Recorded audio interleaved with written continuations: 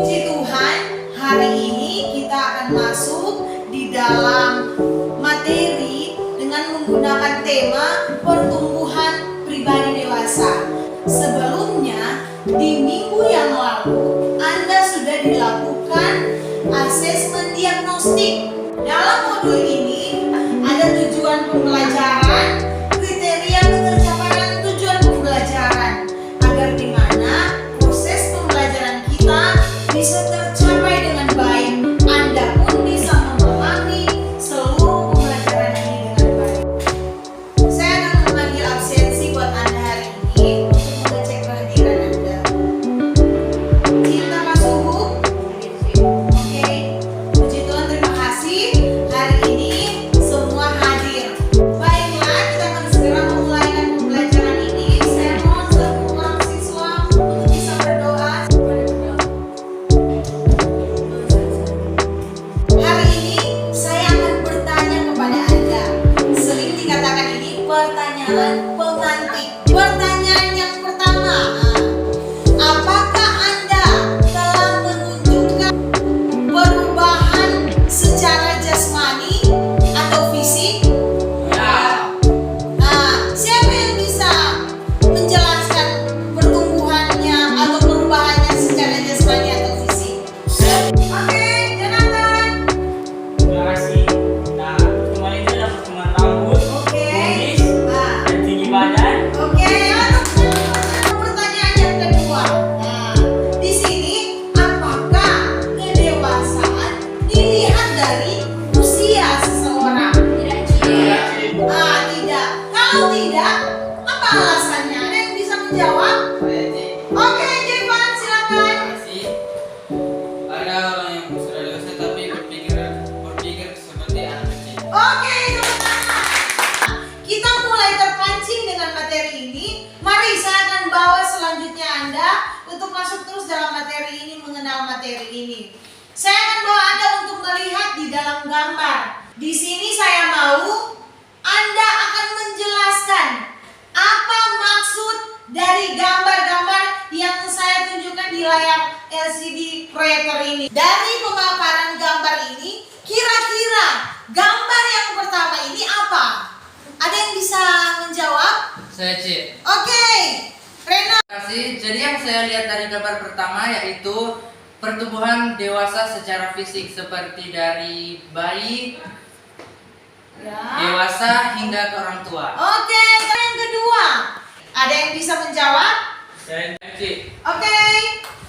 Jadi pada gambar kedua itu adalah gambar orang yang sedang memikir. Oke, terima kasih. Selanjutnya di gambar yang ketiga. Oke, Cinta. Baik, terima kasih. Dari gambar tersebut saya melihat ada seorang ibu yang sedang memeluk anaknya dan anaknya itu meluapkan emosionalnya. Terima kasih. Oke, terima kasih Cinta.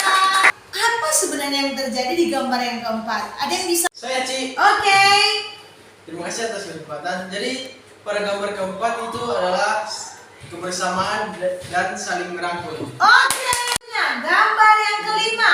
Ada yang bisa menjelaskan di sini? Saya Cik. Oke.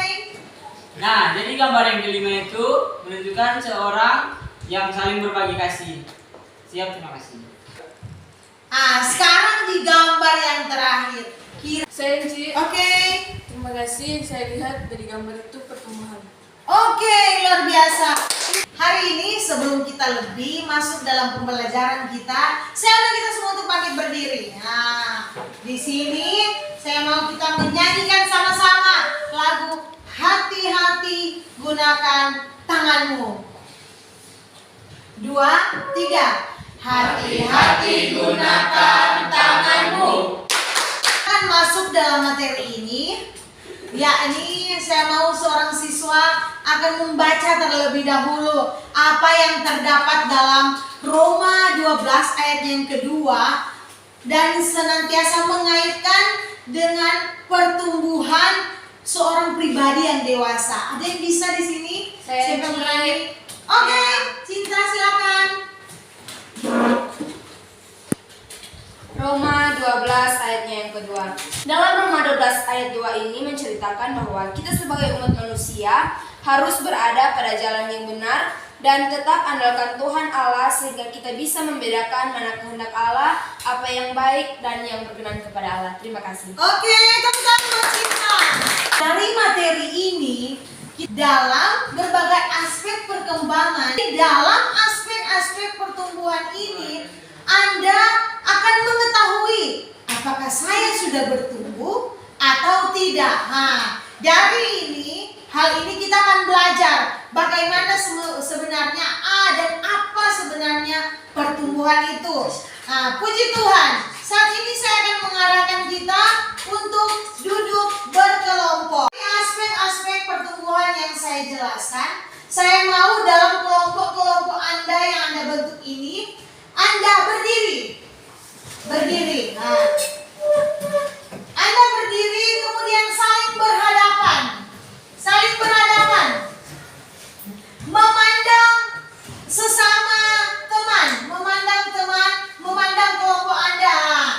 Anda pandang mereka, apa perbedaan pertumbuhan yang dialami dari teman Anda dalam berbagai aspek. Jadi silakan saling memperhatikan teman Anda. Dari proses Anda tadi mengamati antar kelompok dan diri Anda sendiri, di sini apa yang Anda pelajari dari proses bertumbuh dalam berbagai aspek? Ada yang bisa? Saya Ci. Oke, Renal. Dulu saya malas belajar mengajar, tapi sekarang saya sudah mulai lebih giat lagi belajar. Oke, luar biasa. Itu pertumbuhan secara apa? Berpikir atau kognitif. Jadi dia dari malas sampai dia menjadi rajin. Luar biasa. Ada lagi yang bisa menjelaskan? Saya Ci. Oke, Cinta, silakan. Dulunya saya mengamati teman saya yaitu Bella. Dia dulunya suka pendiam tapi sekarang sudah mulai bergaul. Oke, luar biasa. Kira-kira yang Cinta jelaskan dari pertumbuhan Bella itu apa? Sosial. Oke, luar biasa teman-teman semua. Jadi Anda di sini saling mengamati pertumbuhan, di mana Anda supaya tahu ini bertumbuh sebagai apa, bertumbuh bagaimana. Seperti itu, luar biasa.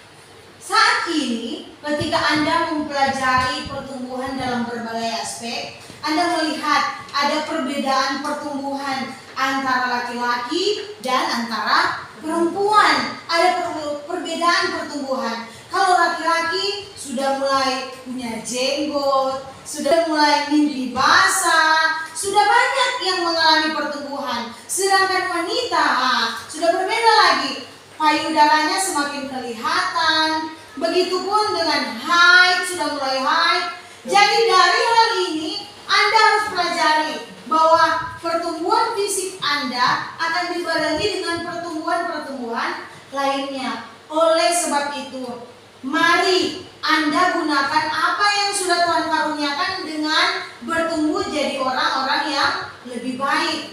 Jangan memanfaatkan apa yang Tuhan mau dengan hal-hal yang tidak baik. Pergaulan bebas, pergaulan dengan hal-hal yang buruk. Hal ini yang akan merusak aspek pertumbuhan jasmani Anda. Begitupun akan senantiasa ada dalam keterkaitan dengan pertumbuhan-pertumbuhan di aspek selanjutnya. Saya mengajak kita untuk kembali berdiri. Nah, kita semua kembali berdiri. Nah, di sini saya akan bawa Anda untuk saling memperhatikan kembali.